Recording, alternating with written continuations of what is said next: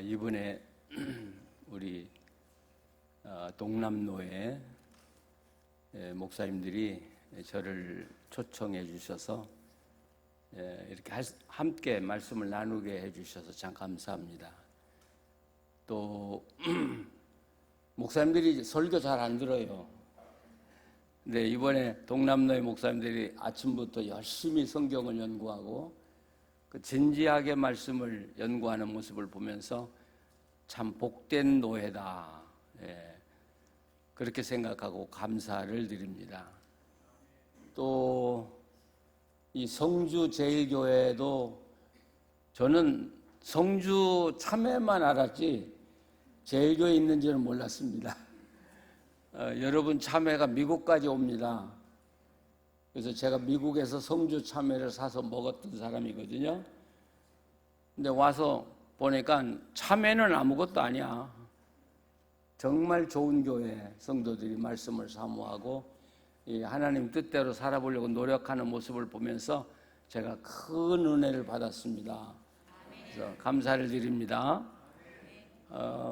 한 가지 제가 느낀 게 이 성주가 참 아름다운 곳이고요. 물도 맑고 산도 아름답고 그래서 그런지 찬양을 참 은혜롭게 해요. 그 목소리도 참 곱고. 동의 안 하세요? 예, 그래서 전날 성가대 하신 분들도 참 은혜로웠고 두째 날은 저는 천사가 내려온 줄 알았어요. 그렇게 우아하고 아름다울 수가 없고 오늘 성가대도 감사하고요. 하나님께서 오늘 우리를 통해서 영광 받으시기를 원합니다. 그리고 오늘 참석한 모든 분들 위해 하나님의 은혜가 충만하기를 간절히 기원합니다. 여러분, 사막을 가보셨어요? 사막. 예. 사막이 겨울철에는 그래도 풀이 나고요. 또 꽃도 피고 그렇습니다. 근데 여름이 오면 온 세상이 하얗습니다. 모래로 뒤덮여 있죠. 나무가 간혹 있긴 하지만 그 뜨거운 태양열 그리고 그 물이 마른 그 모래 사막 속에서 그 나무들이 힘겹게 견디어 나가는 모습을 보면서 참 사막을 걸으면 안타까운 마음이 많습니다. 아무리 종자가 좋고 나무의 그 질이 좋다고 할지라도 사막에 있으면 아무 쓸모가 없습니다. 꽃도 필 수 없고 열매 맺을 수도 없고. 자, 그런데 이런 사막의 나무가 살아갈 수 있는 비결이 뭐예요? 사막의 나무가 살아갈 수 있는 길이 뭐예요? 예, 오늘 시편 말씀이 그걸 해결해 주고 있거든요. 네, 오늘 시편 1편 그러면 어떤 생각이 드시나요? 시냇가에 심겨진 나무. 우리 한국 분들은 정답을 너무 잘 알고 있어요. 예. 그런데 우선 시편 1편 하면 시편이 150개가 있거든요. 근데 그 중에 제일 귀한 말씀이 1편 말씀이라고. 그러니까 시편 150편을 놓고 이 중에 좋아하는 시편을 골라봐라 그러면 제일 유대인들이 좋아하는 시편 말씀은 제 1편 말씀. 이거 유대인의 희망이고요. 유대인의 이상이고요. 유대인의 신앙이고요. 그래서 유대인들은 이 시편 1편을 마음에 그리면서 살아가는 거예요. 우리가 그렇게 되리라고는 확신을 가지고. 근데 시편 1편이 뭐라고 시작해요? 복 있는 사람은. 그런데 복 있는 사람이라고 번역할 수 있어요. 그러나 저는 좀 실감 있게 번역한다면 이것은 복 받을 만한 자격이 있는 사람, 그런 뜻이에요. 또 다르게 말하면 이렇게 사는 사람은 반드시 복을 받는다, 그런 뜻이에요. 그러니까 이 시편 1편은 복 받는 비결을 우리에게 가르쳐 주는 말씀이거든요. 이렇게 살면 그 사람은 반드시 하나님의 은혜를 체험하고 반드시 복을 받을 것이다. 저는 여러분이 그런 분들이 되기를 간절히 바랍니다. 자, 이렇게 살면 반드시 복을 받는다고 말씀하는데, 그러면 이렇게 산다는 게 뭐예요? 다 복 받고 싶어요. 그런데 우리가 그렇다면 구체적으로 어떻게 살아야 복을 받는지를 구체적으로 알고 살아가야 복을 누릴 수 있는 거라고요.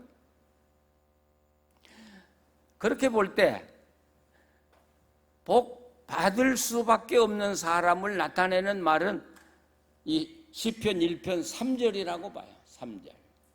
3절 한번 같이 읽어보세요. 그는 시냇가에 심은 나무가 철을 따라 열매를 맺으며 그 잎사귀가 마르지 아니함 같으니 그가 하는 모든 일이 다 형통하리로다. 아멘. 근데 이 3절에 뭐라고 되어 있어요? 그는 그랬어요. 그가 누구예요, 그러면? 그가 누구예요?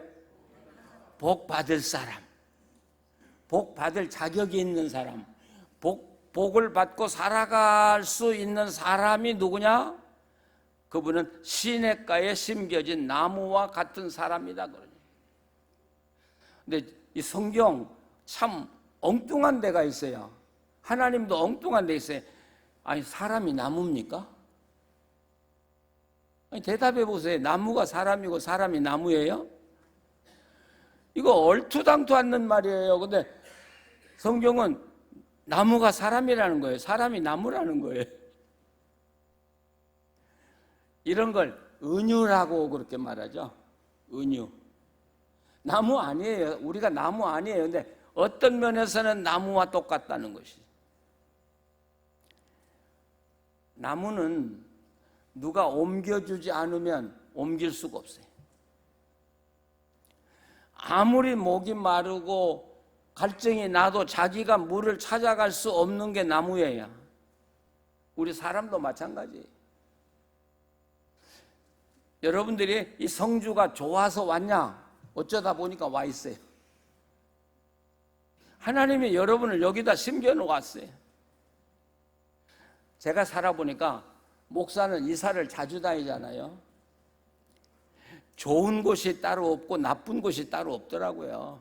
내가 사는 곳을 내가 천국으로 만들어 살면 그게 좋은 곳이고, 아무리 아름다운 곳이라고 할지라도 그곳을 내가 나쁜 땅으로 만들면 불행한 땅이 되는 거예요. 그래서 성경의 사람들은 땅을 논하지 않아요. 땅을 불평하지 않아요. 땅을 불평하는 사람은 절대로 성공을 못해요. 하나님이 왜 나 이 가정에 태어나게 하셨지? 왜 성주에 나를 살게 해주셨지? 나를 왜 이곳에 보내셨지? 그런 사람은 희망이 없어요. 하나님이 나를 여기에 보내신 뜻이 계실 것이다. 그걸 찾고 하나님이 원하는 대로 살아가면 그곳에서 하나님의 은혜의 꽃을 피워가기 시작하거든요. 제가 이야기한 것 같아요. 서울에서 한참 잘 나갔거든요. 뭐 교회도 어린아이들까지 한 3,000명 모이고 하면 괜찮지 않아요? 그때는 자가용 운전수까지 있었어요. 우리 목사들에게. 너무 피곤하니까. 그러다가 미국에 부름을 받고 가보니까 여러분, 이 달라스라는 땅이 너무 넓어요.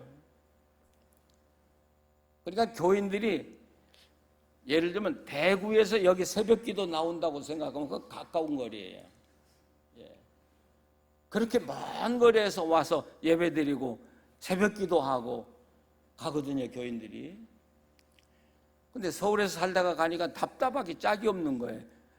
그 넓은 평야가 산이 하나도 없는 질펀한 땅이에요. 처음엔 답답해서 못 살. 아니, 하나님이 저를 미국에 보내시려면 LA로 보내시든지 뉴욕으로 보내시든지 사람이 많은 데로 보내셔야. 아니, 달라스에 만날 사람이 없는 데로 왜 보내셔요? 답답해서 견딜 수가 없는 거예요. 그 아침에 새벽기도 끝나면 호숫가에 가서 날마다 울었다니까요. 예, 찬송도 부르면서 울려고 내가 왔던가 뭐.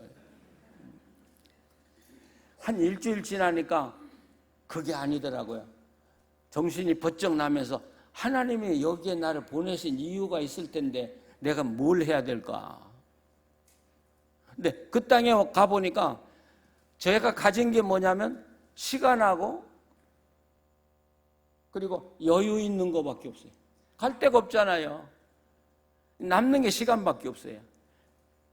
여유 있는, 아무도 찾아오지도 않고 제가 만날 사람도 없고, 그럼 뭐 해야 돼요, 제가? 그럴 경우에 놀아야 돼. 야, 이건 뭐 내 세상이다. 누가 방해할 사람도 없고 간섭할 사람도 없고 이건 내 세상이다 그러고 마음껏 놀면 되나요? 하나님의 그 한가한 도시에 넘치는 시간을 주신 이유가 뭐냐?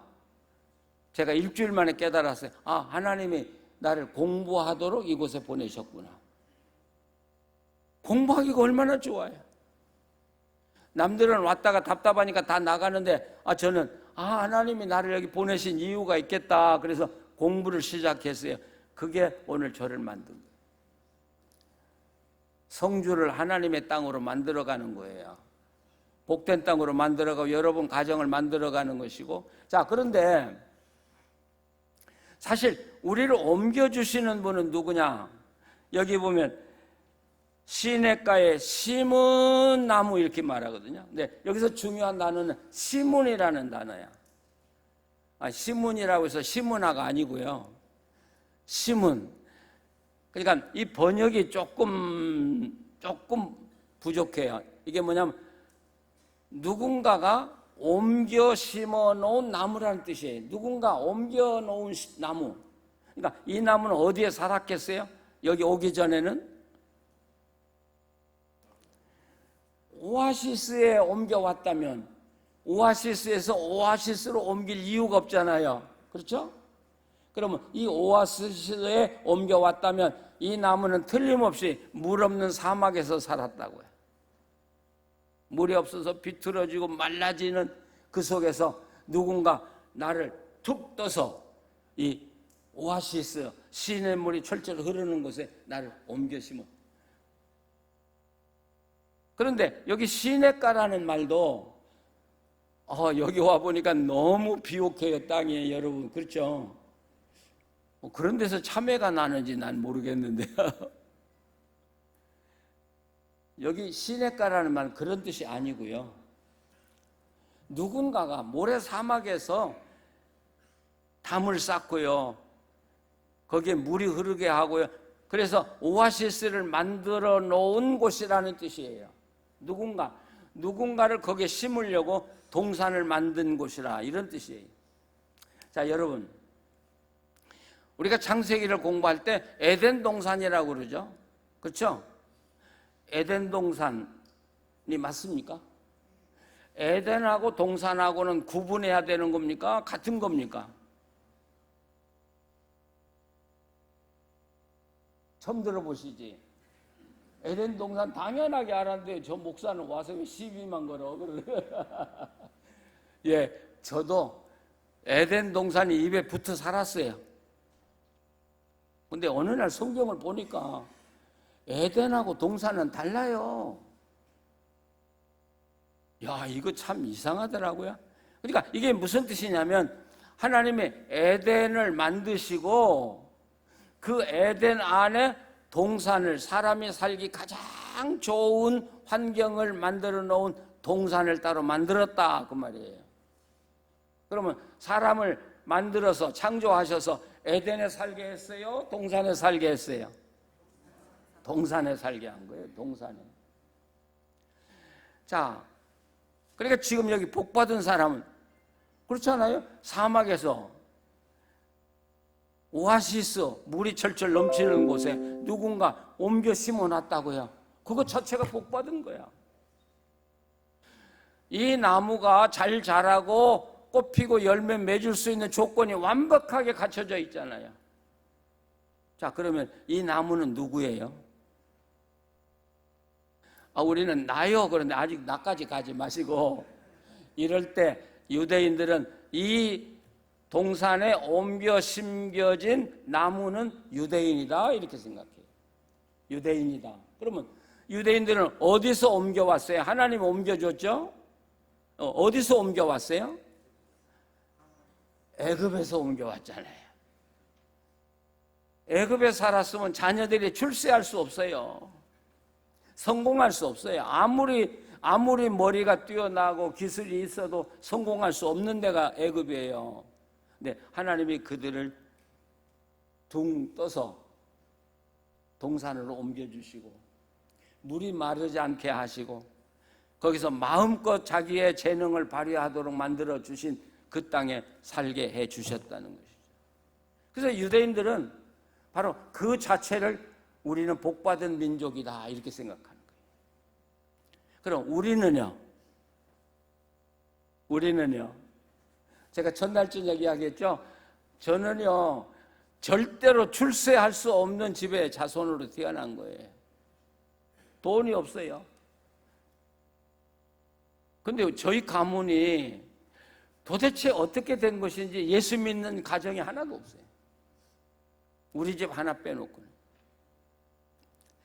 그대로 주었으면 저는 지금 그 시골에서 농사 짓고 살고 아마 벌써 죽었을 것 같아요. 근데 하나님이 저를 둥 떠가지고 어디로 옮겨주셨어요? 새롭게 조성한 하나님의 사람들이 사는 동산에 저를 심겨주셨어요. 저만 심겨주셨어요? 여러분 심겨주셨어요. 지금 여기 있는 거예요. 그것 자체로 복받은 거라는 거예요. 복받을 조건이 다 갖춰져 있잖아요. 그렇죠? 복받을 조건이 다 갖춰져 있어요. 근데 여기 심겨진 누군가 나를 옮겼다. 하나님이 그 나무를 옮겨주셨듯이 나를 옮겼다고 하는 것을 신약에서 뭐라고 하냐면 거듭남이라 그렇게 이야기해요. 여러분 거듭남이라고 하는 건 감정이 아니에요. 하나님과 성령의 말씀으로 우리를 세상에서 사막에서 죽을 수밖에 없는 우리를 하나님의 나라로 옮겨준 것이 거듭난 거예요. 믿으십니까? 우리가 계속 이야기합니다마는 우리가 교회를 아무리 오래 다녔고 아무리 기도를 많이 하고 봉사를 많이 했어도 여러분이 옛날에 그 사막에서 하나님의 나라로 옮겨지지 않았다면, 다시 말하면 거듭나지 않았다면 여러분은 하나님의 사람이 아니라는 거예요. 그러니까 한번 생각을 해보세요. 지금 나는 거듭난 사람인가? 쉽게 말하지 마세요. 하나님이 나를 세상에서 이 복된 동산으로 옮겨 심어 주셨는가? 아멘 할 수 있습니까? 아멘? 그 다음에야 모든 게 이루어지는 거예요. 그게 안 되면 아무것도 안 돼. 하나님과 연결이 안 됐는데 무슨 복이 와요? 옛날에 우리 마을에 전기가 안 들어올 때가 있었죠. 성주도 전기 안 들어올 때가 있었잖아요. 그렇죠? 근데 어느 분이 참외를 팔러 대구시장에 나갔던가 봐.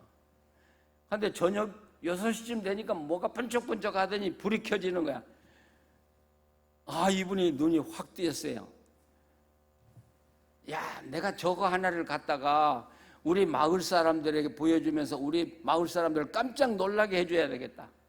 그래서 좀 어두워질 때까지 기다렸어요. 그래, 아무도 안 보는데 그 전깃줄을 잘라가지고 그걸 가방에 담고 왔어요. 그래서 마을 사람들의 정말 신기로운 걸 보여줄 테니까 다 모여라. 그래, 마을 사람들이 다 모였어요. 전구 끊어온 걸 갖다 빨랫줄에다 달았어요. 자, 이제 보라고요. 여기 굉장한 일이 벌어진다고요. 그리고 스위치를 탁 털었는데 아무것도 안 일어나. 왜? 연결이 안 돼.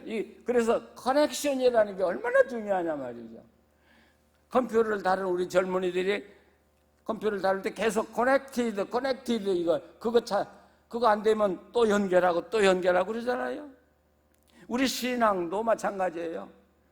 커넥티드, 하나님과 연결이 됐을 때 비로소 복이 나에게 오는 거지. 하나님과 연결이 안 돼 있다면 여러분 교회 다녀도 안 돼요. 그거요. 기도해도 안 돼요, 그거요. 그래서 내가 하나님 안에 살고 있는가, 예수님이 내 안에 살고 있는가를 늘 반성하면서, 만약에 내가 하나님 안에 살고 있다는 확신이 없다면 그를 위해서 기도 많이 해야 돼요. 예, 하나님께 회개하고요. 하나님, 내 죄를 용서해 주시고요, 나를 자녀로 삼아 주십시오.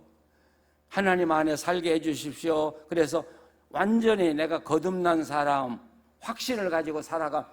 여러분, 그럴 때 내가 하나님의 사람이 됐다고요. 하나님이 지금 나하고 함께 살고 계시다고요. 그러면 겁날 게 뭐 있어요?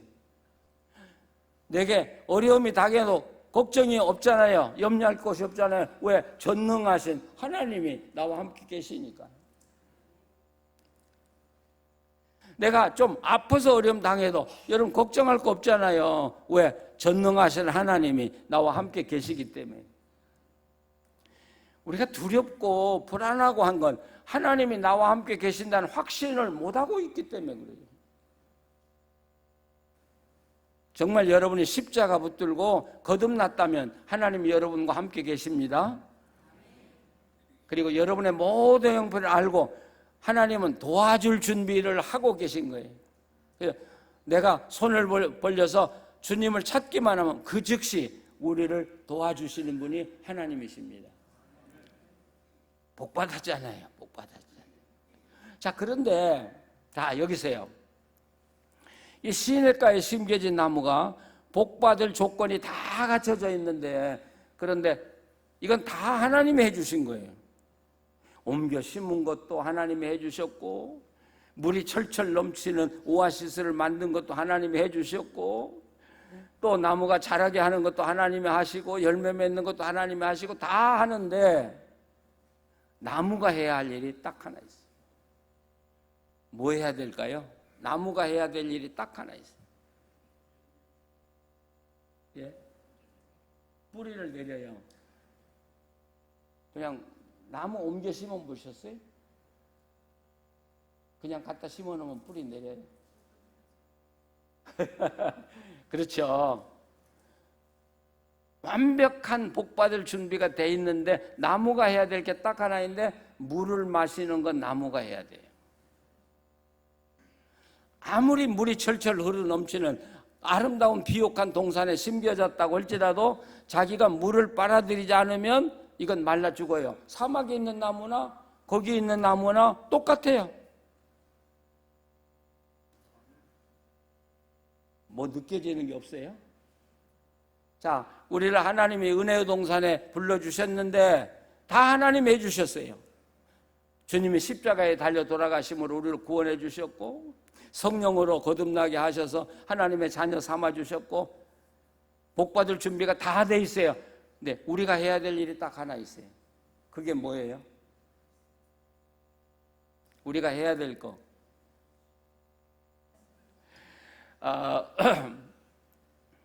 오늘 낮에 우리 목사님들하고 공부할 때 교회가 어떻게 하면 한 마음이 되어서 살아갈 수 있냐, 그러니까 오늘 여자 목사님이 성령으로 된다, 100번 맞는 말씀이에요.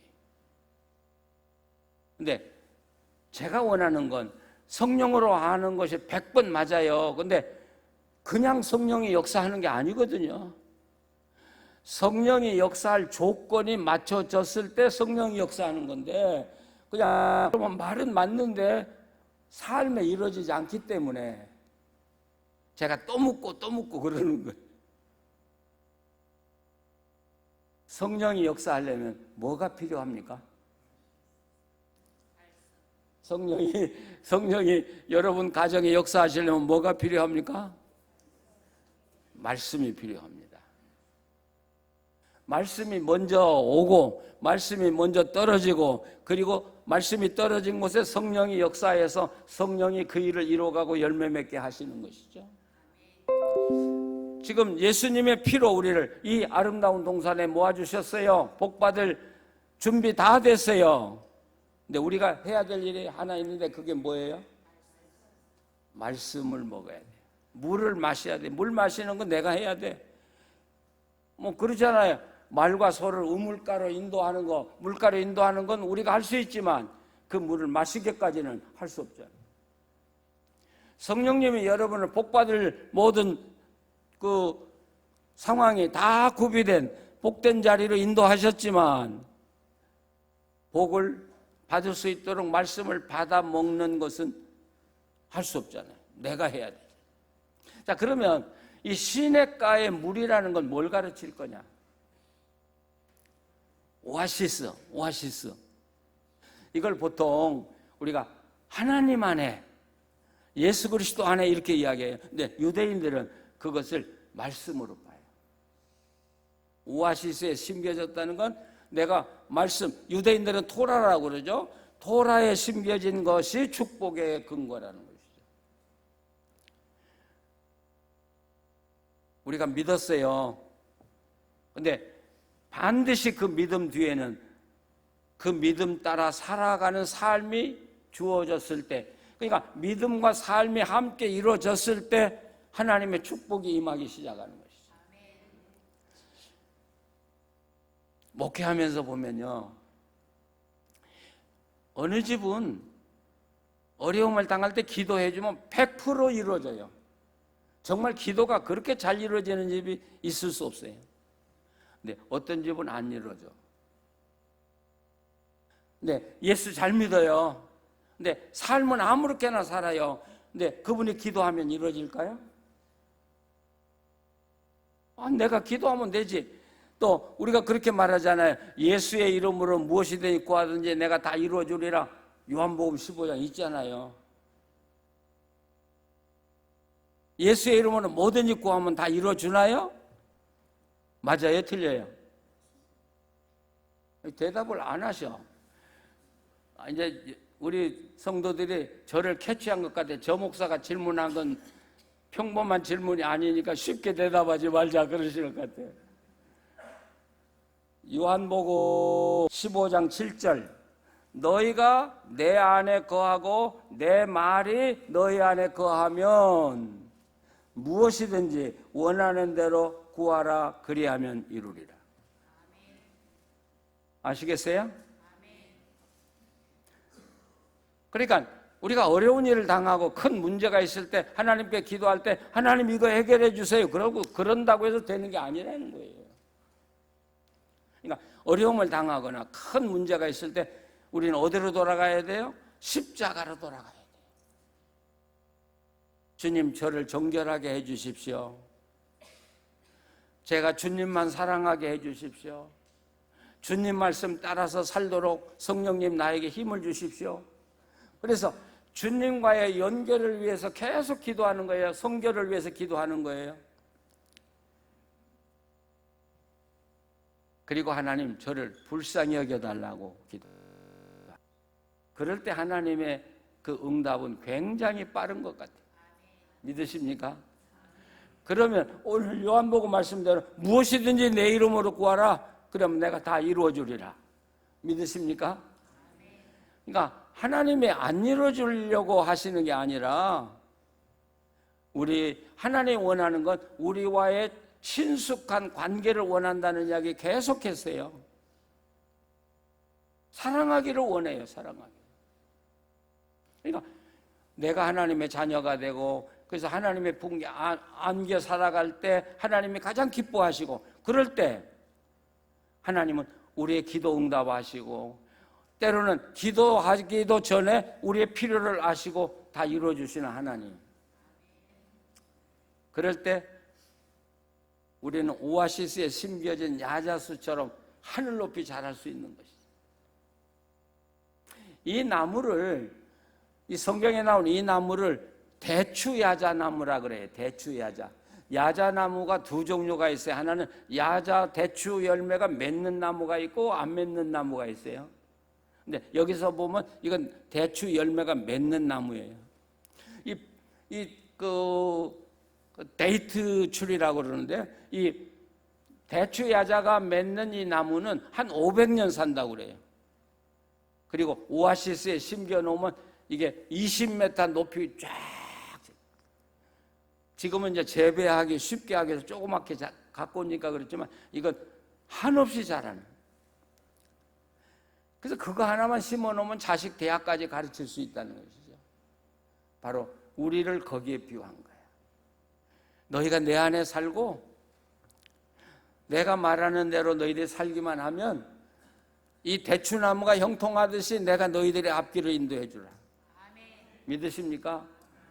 근데 우리가 형통이라고 할 때 이 형통을 오해하지 마시기 바랍니다. 우리는 하나님 저 사람처럼 우리 집도 돈 좀 주십시오. 그건 형통 아니에요. 저 사람 성공한 대로 나도 좀 그건 성공 아니에요. 하나님이 우리를 이 세상에 보내실 때는 나만이 할 수 있는, 그걸 유니크하다고 그러죠. 유니크한 존재예요. 여러분 모두가 하나님 보실 때는 천하보다 귀한 오직 한 사람이야. 믿으셔요? 그러니까 하나님의 형통은 뭐냐면 하나님이 목적을 두고 나를 이 땅에 보내셨는데 나를 보내신 그 목적을 최대한 이루어 나가도록 하는 게 형통이에요. 남처럼 비슷하게 닮아가는 거 아니에요. 그러니까 우리 김 목사님은 김 목사님 걸어가는 길이 있고 저는 제가 걸어가는 길이 있어요. 제가 남을 닮아가려고 그러면 저는 망해요. 하나님이 나를 보내신 그 뜻이 뭐냐? 그걸 찾으면서 하나님 나 이렇게 살고 싶어요. 그래서 하나님 영광 나타내고 싶어요. 성령님 저를 좀 도와주세요. 그럴 때 성령님이 나를 형통하게 하는데 그건 바로 하나님이 나를 이 땅에 보내신 그 목적을 다 이루도록 나를 영화롭게 해주신다는 사실이에요. 그래서 저는 요한복음을 읽으면서 요한복음 17장에 보면 예수님이 이제 겟세마네 동산에 기도를 하실 때 이렇게 기도하잖아요. 하나님 주십시오. 그리하여 하나님을 영화롭게 하게 하옵소서. 야, 난 이 기도가 너무 좋아. 어떤 때는 기도할 때 저는 그렇게 기도해요. 하나님, 저를 좀 영화롭게 해주십시오. 그래서 저로 하여금 하나님 영화롭게 하게 하옵소서. 그 기도 많이 하세요. 하나님, 나 보잘것 없어요. 아무것도 자랑할 게 없어요. 저를 좀 영화롭게 해주세요. 은혜를 좀 주세요. 그래서 하나님이 저를 세상에 보낸 그 목적을 최대한 아름답게 이루게 해주십시오. 믿으십니까? 자, 시간이 너무 자꾸 가니까. 그런데 물을 먹어야 되는데 물을 어떻게 마셔야 돼요? 자, 하나님의 말씀을 먹어야 되는데 여러분 축복은 하나님 말씀과 연결이 되어 있어요. 하나님 말씀 분리해서 축복은 없어요. 그러면 하나님 말씀을 먹어야 되는데 어떻게 먹어야 돼요?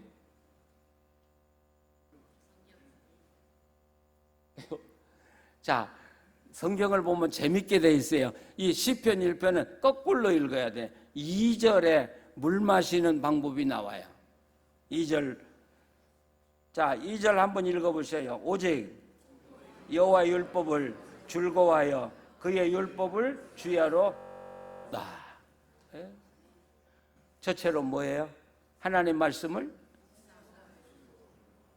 즐거워하라. 사랑하는 거하고 즐거워하는 거하고 어느 게 더 어려워요? 제가 제 아내를 사랑하는 게 더 좋아요? 즐거워하는 게 더 좋아요? 이거 희한하네. 제가 깨달은 게 뭐냐면, 아니 솔직히 말해서 저희 집 사람한테 사랑한다고 하는 말은 쉬워요. 거짓말 할 수 있어요. 나 당신 사랑해. 돌아서는 안 할 망정 사랑해. 근데 좋아하는 것은 감출 수가 없어요. 그렇죠? 아내 얼굴 보면 아내가 저를 좋아하는지 안 하는지 금방 알아. 또 아내가 저를 볼 때 제가 사랑한다고 하지만 얼굴 보니까 사랑하는 거 아니야. 좋아하지 않아. 금방 알아. 뭐가 어렵냐? 그럼 뭐가 진실한 거냐? 사랑이 아니더라고요. 즐거워하는 거더라고요. 여러분, 경상도 사내들 아내 즐거워합니까? 우리 임 목사님은 아멘 그러시는데 사랑한다고는 누구나 해요. 근데 막 아내만 보면 좋아가지고 막 가슴이 벌렁벌렁 하냐고요. 여기 하나님 말씀이에요. 복 받을 사람은 하나님 말씀을 즐거워한다. 지금 제 설교를 즐기고 있습니까? 그러면 됐네. 예, 말씀이 즐거워야 돼요. 저는 하나님의 은혜를 받고 나서부터 하나님 말씀이 너무 재밌어요. 너무 즐거워요. 그러니까 어떤 때 하나님 말씀을 하나 만나면 제 가슴이 막 그 기쁨이 넘쳐서 어떻게 할 길이 없어. 그래야 말씀을 먹을 수 있는 거예요. 음식 잘 먹는 비결이 뭐예요? 음식 보면 뭐 좋아서 가슴이 뛰어야지. 그래야 그 음식을 맛있게 먹지. 배부른 사람 밥 갖다 주면 즐거워하나요?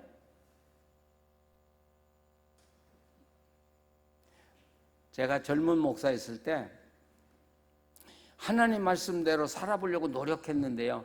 그럴수록 안 돼요. 그거 이상하더라고요. 살아보려고 노력하면 노력할수록 못 살아요. 그래서 재밌는 건요. 죄를 안 지려고 하는 사람이 죄를 더 많이 져요. 제가 깨달은 게 그게 뭐가 잘못됐냐. 이렇게 노력하면 성령님이 도와주셔서 죄를 안 져야 되는데 근데 어느 날 깨달았어요. 성령님이 내 안에 오시면 내가 말씀을 즐거워하기 시작한 거예요. 즐거워하면 그 말씀대로 살지 말라고 해도 살게 되는 것이 하나님 말씀이더라고요. 여러분 하나님 말씀대로 살려고 하지 마세요. 기분 좋겠다.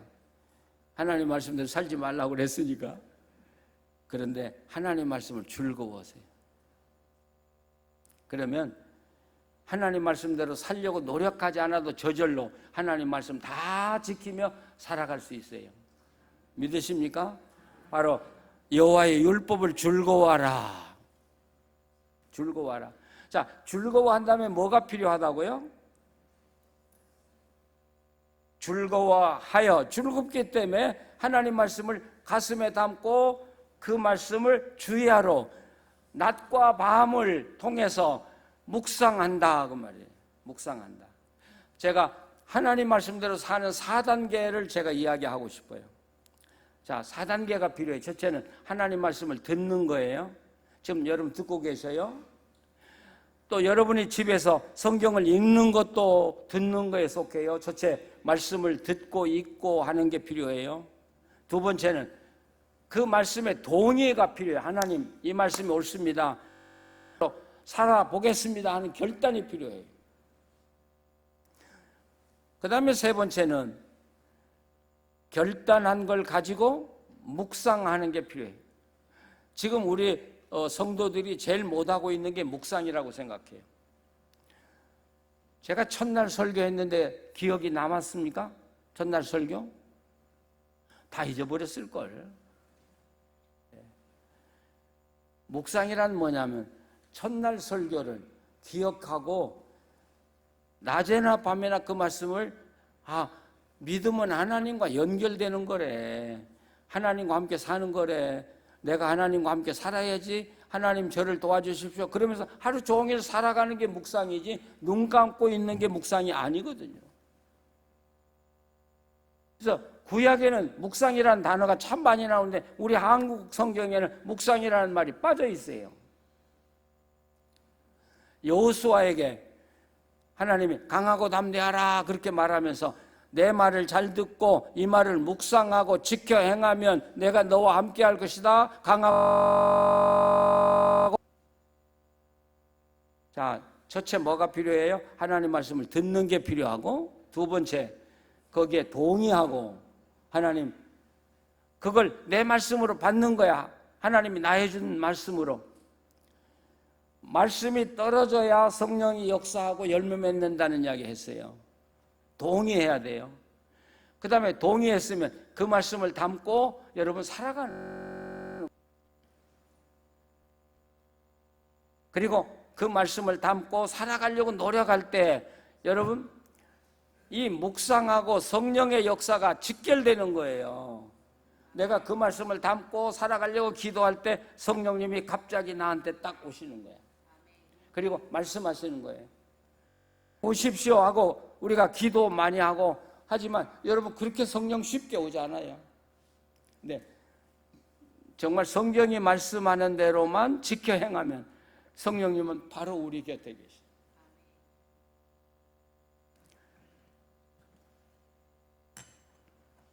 제가 달라스에 교회진 이야기 했죠.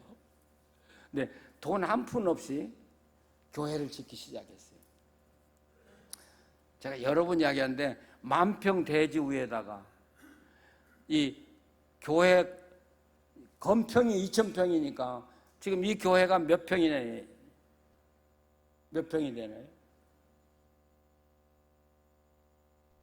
150평 되나요?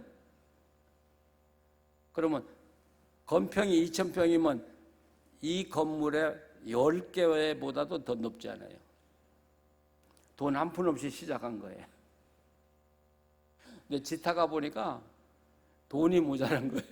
저는 그래서 내가 하나님이 날 속였다 그렇게 은행 빚 다 얻었어요. 우리 교인들 헌금 다 했어요. 근데 돈이 엄청나게 모자라는 거예요.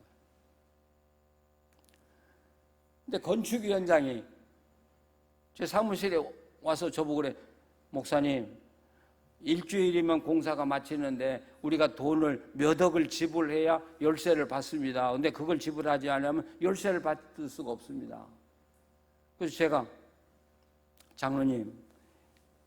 장로님들이 좀 그 돈 해결 좀 해주시죠. 그러니까 그 장로님이 건축위원장이 우리가 어떻게 그 돈을 미국에서 얻을 수 있겠습니까? 은행비 다 얻었는데. 그러면서 저보고 목사님 하나님하고 친하잖아. 그러니까 목사님이 한번 해봐. 그러고 갚으려는 거예요. 야, 장로님이 밉기도 하고 고맙기도 하고. 하여튼 저한테 떨어졌어요. 일주일 안에 거의 10억 이상을 10억 정도를 제가 마련을 해야 되는데 미국에 하는 사람이 어디가 있어요? 그래서 10억을 넣고 그게 묵상 기도야. 기도를 24시간 하는 거예요. 밥 먹으면서 하나님 돈이 필요해요. 그 돈 좀 주세요. 그리고 운전하고 가면서도 돈이 필요해요. 잠자면서도 돈 24시간. 항상 기도하라는 게 뭔가를 그때 알았어요. 아니 당장 지금 우리 교회가 망하고 사느냐 문제가 걸린 거예요.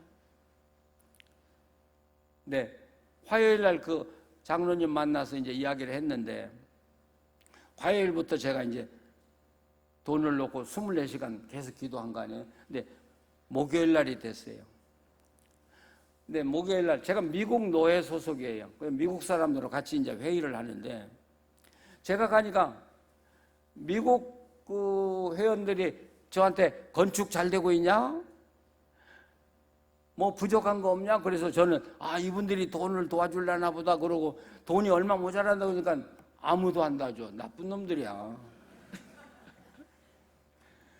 그 사람들 돈 얼마나 많은데 근데도 은행 두드려 봐라 그러고 은행 다 두드려 봤다 그래도 안 줘. 그런데 그 중에 저 멀리 사람이 있었어요. 근데 그분이 나한테 오더니 돈 얼마 필요하다고? 근데 그 목요일 날 아침에 하나님 앞에 엎드려 기도하는데 하나님이 저보고 그러는 거예요. 그 돈 나는 모른다. 이 건축 나는 모른다. 제가 화가 났어요. 이거 하나님 거잖아요. 근데 하나님 모른다면 난 어떻게 돼요? 그러니까 하나님이 제가 눈 감고 기도하니까 이제 그냥 기도하는 가운데 보는 거죠. 손을 저한테 딱 대시면서 나는 너를 원하지 이 건축하고는 아무 관계가 없죠. 하나님이 원하는 건 여러분이에요. 아셔요? 저를 원한다. 난 너를 원한다. 그래서 기도를 바꿨잖아요. 하나님, 저도 이 돈 모릅니다. 저도 이 건축 모릅니다. 하나님께 드립니다. 근데 우리가 살다 보면 참 몸뚱이나 하나 가지고 하나님 앞에 여러 번 드리거든요. 신학교 입학할 때 울면서 내 주여 뜻대로옵소서 하고 기도하고 바쳤거든요. 근데 언제 목사 안수 받을 때 또 바쳤거든요. 하나님 일생을 바치겠습니다. 근데 또 찾아왔던가 봐. 그러니까 하나님이 또 달라고 하시는 거예요. 그래서 제가 하나님 저를 바칩니다. 이제는 다시는 저로 돌아가지 않겠습니다. 주님의 사람으로 일생을 살겠습니다. 그리고 회의에 간 거예요. 근데 그 시골 미국 장로가 저한테 돈이 얼마 필요하냐? 그래서 얼마 필요하다. 언제 필요하냐? 이번 토요일까지는 반드시 그러니까 저하고 이야기를 하더니 딴 데 갚버리는 거예요. 그래서 싱거운 장로도 다 있네. 그런데 거기서 전화하는데 그 전화 소리가 저한테 이제 이렇게 들리는데 은행하고 전화를 하더라고요. 그래서 저 사람이 뭐 회의 와가지고 무슨 돈 이야기를 하나 그러는데 왔어요. 나한테 돈 얼마 필요하냐고. 그래서 이야기하니까 언제까지? 그래서 토요일까지. 그러니까 이분이 자기가 도와주겠대. 이야, 이 시골 그 장로님이 자기 자가용도 번전한 게 없어 추럭 타고 다니는 사람이요. 근데 그 많은 돈을 도와주겠다는 거예요. 그래서 내가 당신 누구요? 그렇게 그냥 단도직입적으로 물었지. 당신 누구요? 그러니까 텍사스 은행의 보드 멤버예요. 이사라예요, 이사. 그래서 내가 지금 우리 그 도시에서 포토스라는 데가 있는데 글로 본사로 전화해서 영업부장을 오라고 했으니까 나랑 같이 공사장에 가서 보고 내일 아침 주겠대. 야, 그렇게 빨리 응답될 수 있습니까? 하나님하고 살고 보면 너무 놀라운 일이 많아요. 너무 놀라운 일이 많아요. 그러니까 정말 하나님하고 사는 사람은 아니다 소리 하지 말아야 돼. 안 된다 소리 하지 말아야 돼. 무조건 돼요. 돼요. 내가 바뀌어지면 돼요. 예. 내가 하나님 말씀 받고 그대로 살려고 아멘 하고 살아가면 되는 거예요. 그리고 기도하면 되는 거예요. 한번 해보세요. 제가 살아온 게 아무것도 없어요. 하나님 한 분 믿고 내가 죽어도 하나님 믿고 기도하면서 살면 된다고 하는 신념 하나로 오늘까지 살았어요. 자, 이 말씀이 얼마나 중요한가 지금 이야기하고 있는데 제가 요셉 이야기를 좀 하고 싶어요. 요셉이 형들에게 팔려가지고 애굽의 보디발 집에 갔죠. 자, 그런데 보디발 집에 노예로 팔려갔는데 요셉이 성공할 수 있는 가능성은 하나도 없어요. 0%예요. 그렇죠? 요셉이 성공할 수 있나요? 우선 요셉은 다른 나라 사람이야. 애굽 사람이 아니야. 보디발 밑에 애굽 장교들이 얼마나 많은데 이 노예가 출세할 수 있어요? 또 요셉의 장애가 뭐예요? 언어를 못 하잖아요. 히브리 말을 하다가 애굽에 와서 갑자기 애굽 말 못 하잖아요. 이민 생활 해보세요. 영어가 얼마나 어려운가. 아이들은 홀홀 나르는데 우리 어른들은 여기 혀가요. 한국말에 굳어져 가지고 영어가 안 돼요. 영어를 해도 그 사람들이 못 알아들어요. 그러니 요셉이 얼마나 답답할 거예요. 주인이 시키면 뚱딴지 같은 짓만 하면은 이 망할 놈은 노예예요. 내 말도 못 알아듣는 말이냐. 그 외국에서 이렇게 와서 우리나라에서 일하는 어느 부인이 제가 그런 TV 참 봐요. 전 이민자라 그러지 그래서 눈물을 많이 흘려요. 근데 이런 이야기 하더라고요. 시어머니가 외국 며느리한테 야 쓰레기로 국 끓여라 그랬대요. 근데 아니 어떻게 쓰레기로 국을 끓여요. 그래서 국을 못 끓이고 우는 거야. 이 나라는 어떻게 쓰레기를 먹냐. 요셉도 그런 일을 당했을 거라고요. 그렇죠? 또 보디발 밑에 있는 애굽 군인들이 많은데 경쟁이 얼마나 심한데 요셉 성공하도록 두겠습니까? 그러니까 이 요셉이 성공할 수 있는 비결은 0%예요. 근데 요셉이요, 그 속에서 승진을 하는데, 우리는 한 번 한 걸로 하는데 3번이나 해요. 3번. 그 창세기 39장을 한번 찾아보세요. 창세기 39장 3절 한번 찾아보세요. 한번 같이 읽어보셔요. 그의 주인이 여호와께서 그와 함께 하심을 보며 또 여호와께서 그의 범사에 형통하게 하심을 보았노라. 그런데 여기 범사라고 하는 단어가 원래 성경에는 범사라고 안 돼 있어요. 요셉이 손대는 일마다 이런 뜻이야. 요셉이 손대는 일마다 형통케 해주셨다. 그러니까 이 보디발이 보니까 이 히브리에서 온 노예가, 이 어린아이가 아무것도 할 줄을 모르고 언어도 안 되고 하는데 하는 일마다 성공을 하더라는 거예요. 그래서 누구를 봐요? 하나님이 이 아이하고 함께 하시는구나 하고 느끼기 시작해요. 자, 그런데 그럼 하나님이 이 요셉에게 왜 그런 형통을 주셨을까요? 그냥 무조건 주셨어요? 꿈을 주셨잖아요. 그렇죠? 형제들 우리 요셉에게 절하는 것 봤죠? 나중에 부모까지도 절하는 것 봤죠? 꿈을 주셨죠? 그 꿈이 뭐예요? 하나님이 요셉에게 준 말씀이라.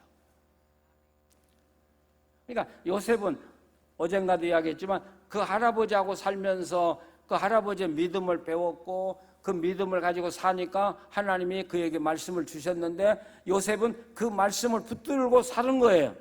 그리고 불평하지 않고 매사에 그 말씀대로 순종하고 사는 거예요.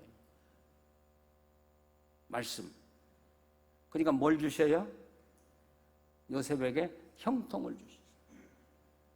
형통.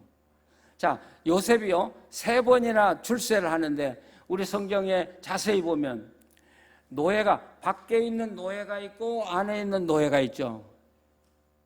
처음에 요셉은 밖에 노예로 살았는데 하나님의 은혜로 안에 일하는 노예로 옮겨져요. 안에 일하는 노예로 옮겨졌다가 다시 한번 승진을 하는데 이 보디발의 비서로 올라가요. 2번 올라갔죠. 그 다음에 보디발의 모든 집을 맡겼다고 하는 것이 이게 무슨 말이냐면 총 지배인을 만들었다고 말이에요. 야, 하나님이 함께 하니까 전혀 불가능한 곳에서 초고속 승진을 하는 거예요. 그 다음에 최후로 어디로까지 가요? 애굽의 총리가 되게 하는. 근데 이 39장을 보면 재밌어요. 손이라는 단어가 6번이나 나와요. 우리나라 성경에는 그렇게 많이 안 나오는데 6번이나 나와요. 손. 요셉이 누구의 손에 있었어요? 형들의 손에 있었어요. 그래서 이 요셉을 누구의 손에 팔았어요? 보디발의 손에 팔았어요. 그리고 요셉이 하는 손마다 하나님이 복을 주셨어요. 이렇게 보면 요셉은 참 외롭고 힘들고 쓸쓸하지만 요셉 위에 변하지 않는 손은 하나 끊임없이 있었어요. 그 손은 누구의 손입니까? 하나님의 손. 여러분, 아무리 고달프고 힘들고 어려워도 하나님의 손이 여러분 위에 있다면 여러분의 삶에는 기적이 일어납니다. 믿으십니까? 그거 붙들고 살아가는 거예요. 우리 젊은이들이 그 꿈 붙들고 살아가는 거예요. 나는 아무 자격도 없고 우리 가정이 나를 도울 수 없지만 하나님의 손이 나한테 있기 때문에 나는 할 수 있다고 생각하고 노력하는 거예요.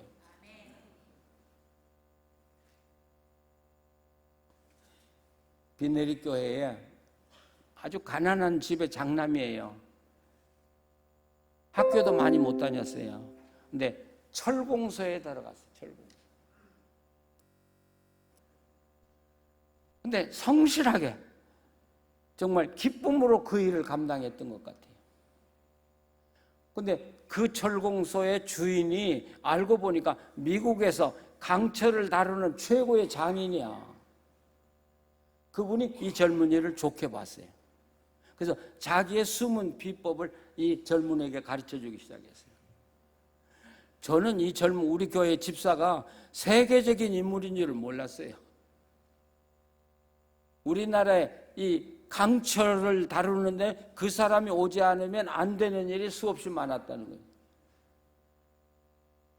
근데 한국에서 자기를 부르면 미국 기술자들 데리고 오면 한국 사람들이 미국 사람만 대접하지 자기를 무시한대.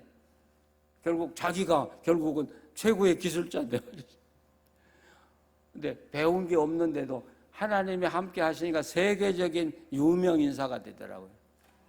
믿으십니까? 예, 저는 여러분이 그런 삶을 사시기를 간절히 바랍니다. 그래서 하나님 말씀이 우리에게 오셔야 되는데 그게 묵상이 필요한데 하나님 말씀이 나한테 왔을 때 하나님 말씀을 할 필요가 있어요. 깊이 동의할 때 비로소 그 말씀이 성취가 되기 시작하는 거예요. 그래서 여러분 흥왕하기를 바랍니다. 여러분 교회 말씀이 흥왕하기를 바랍니다. 말씀을 계속 이야기해야 돼요. 요셉을 이렇게 축복했대. 그러니까 우리 가정이 어려워도 우리도 할 수 있어. 부모님들이 자녀들에게 너희들 할 수 있다. 나는 해줄 수 없지만 하나님은 해줄 수 있다는 이야기를 계속 들려줄 필요가 있어요. 이게 말씀이 부응하는 거야, 그 가정에. 교회에서도 목사님이 설교를 하면 그 설교 말씀이 여러분이 흩어져 갈 때 또 그 이야기하고 모여서 또 그 이야기하고. 근데 우리 한국교회가 한 가지 잘못하는 게 설교 듣고 끝나면 그 다음부터 이야기는 설교하고 아무 관계가 없어. 돈 버는 이야기하고 놀러 가는 이야기하고. 여러분 잘못해요. 하나님 말씀이 계속 내 입에서 떠나지 않아야 돼. 그리고 그걸 붙들고 기도할 때 하나님 이루어주세요. 자, 그런데 4절로 넘어가 보시면 악인들은 그렇지 않으며 그러는데 여기서 악인은 누굴까요? 악인은 그렇지 않으며 그러는데 이 악인은 누구를 가르칠까? 이게 혼란스러워요. 이 악인이라는 말이 1장 1절에 복 있는 사람은 악인의 꾀를 쫓지 아니하면 그 악인하고 똑같은 악인이에요. 여기서 악인은 자 그러면 교회 안에 있는 사람일까? 교회 밖에 있는 사람일까? 밖에 있는 사람. 교회 밖에 있는 사람을 성경에 뭐하러 써요? 여기에 썼다는 이야기는 이 악인도 교회에 있는 사람이에요. 근데 어디니 되냐고요. 그럼 이 악인은 누구를 가르쳐? 교회에 살고 있어요. 예배도 드려요. 헌신도 해요. 기도도 해요. 그러나 말씀을 먹지 않는 사람을 이야기해요. 그러니까 말씀을 먹지 않으면 광야에서 물이 말 없어서 비추와 사막에 그 동산에 살면서도 물을 마시지 않아서 비틀어져 죽어가는 나무와 똑같다 그 말이에요. 여러분 말씀 먹고 말씀대로 안 살면 세상 밖에 사는 사람과 구분이 없어요. 하나님 보실 때. 아셔요? 별로 좋아하시지 않는 것 같아. 나 공부하기 싫어서 기술 배우고 그랬는데 교회 와서까지 공부하라고 그래? 아니 제가 공부하라고 하는 게 아니에요. 성경을 달달 외라는 거 아니에요. 많이 읽으라는 거 아니에요. 설교 듣다가 정말 여러분에게 주는 말씀으로 성령님이 여러분 가슴에 말씀하면 그걸 가슴에 담고 계속 그 말씀을 담고 기도하고 사는 걸 이야기하는 거예요. 믿으세요? 공부하라는 거 아니에요. 저는 참 편하게 교인들을 참 편하게 하는 사람이야. 성경 공부하지 말라고요. 뭐 외고 뭐 암송하고 뭐 그거 소용이 없어요. 여러분 어저께 밥 먹은 밥이 뭐고 국이 뭐고 반찬이 뭔가 다 기억하고 계세요? 그 전에 먹은 거 다 기억하고 계세요? 그거 기억해야 여러분 건강해요? 아무 소용 없어요. 말씀도 읽고 암송했다고 해서 그것 때문에 내가 축복받는 거 아니에요. 그래서 여러분 염려하지 마세요. 말씀 몰라도 괜찮아요. 어떤 분은 글자 몰라도 괜찮아요. 하나님 말씀이 여러분 가슴에 오거든 그 말씀을 붙들고 이건 하나님이 나한테 준 말씀이야. 그리고 이 말씀대로 내가 살아야지. 그리고 기도하고 살면 그게 말씀대로 사는 거예요. 믿으십니까? 예, 예수 믿는 거 어렵지 않아요. 염려하지 마세요. 자, 그래서 오늘 여기 보면 악인은 그렇지 않으며 오직 바람에 나는 겨와 같다. 이 말이 참 기가 막힌 이야기예요. 교회 똑같이 다녀요. 근데 어떤 사람은 말씀을 먹고 말씀을 놓고 살아요. 기도하면서. 어떤 사람은 말씀 없이 살아요. 그 겉모습은 다 똑같아요. 열매 맺는 것처럼 다 똑같아요. 근데 따서 보니까 하나는 진짜 열매인데 하나는 속이 텅 빈, 모양은 성주 참외 같은데 까 보니까 아무것도 없는, 제 고향에서는 그걸 깡치라고 그래. 깡치. 그러니까 겉모양은 있는데 따 보니까 속이 아무것도 없는 걸 깡치라고 그래. 제가 소확한 이 사투리를 쓰는 것 같은데 깡치란 말 잘 못 알아들으시더라고요. 근데 무슨 말을 하는지 아시겠죠? 예. 크리스찬 중에 깡치 같은 그 말이에요. 여기 성경에. 그러면 그런 속빈 크리스찬은 누구냐? 말씀 없이 살아가는 사람들이 속빈 크리스찬이에요. 겉은 좋은 크리스찬 같아요. 축복받은 것 같아요. 열매 맺는 것 같아요. 하나님 오실 때 아무것도 없대요. 그래서 5절, 6절로 돌아가. 같이 한번 읽어보죠. 그러므로 악인들은 심판을 견디지 못하며 의인들이 악인의 모임에 들지 못하리로다. 무릇 의인들의 길은 여호와께서 인정하시나 악인들의 길은 망하리로다. 여기 특별히 5절 하반절에 의인들의 모임에 들지 못한다 그러면서 6절에 무릇 의인들의 길은 여호와께서 여러분의 모든 하는 것을 하나님은 인정하시고 축복하신다고 말이에요.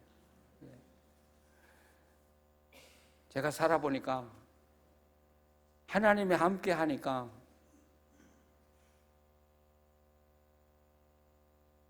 안 될 것 같은 모든 일들이 다 되더라고요. 그게 하나님이 나를 인정한다는 거예요. 인정한다. 그래, 괜찮아. 내가 함께 있잖아. 그래서 제가 제일 좋아하는 말씀이 하나님이 내가 너와 함께 있잖아. 내가 너를 사랑하잖아.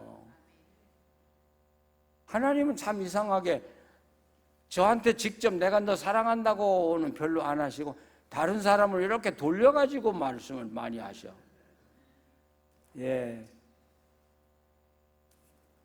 오늘 마지막이니까요. LA에 제가 집회를 하러 갔는데 그 목사님이 공항에 나와서 저를 태우고 가면서 목사님 우리 교회에 목사님 잘하는 여집사가 있다네. 그 여집사가 있다고 하니까 이상하더라고요. 그래서 그 여집사가 어디 살았답니까? 그러니까 저 몰라요. 근데 그 여집사가 나를 어떻게 알죠? 내일 점심에 식사 대접한다고 했으니까 내일 만나보면 아실 거예요. 집회하는 날 저녁에 안 나왔어요.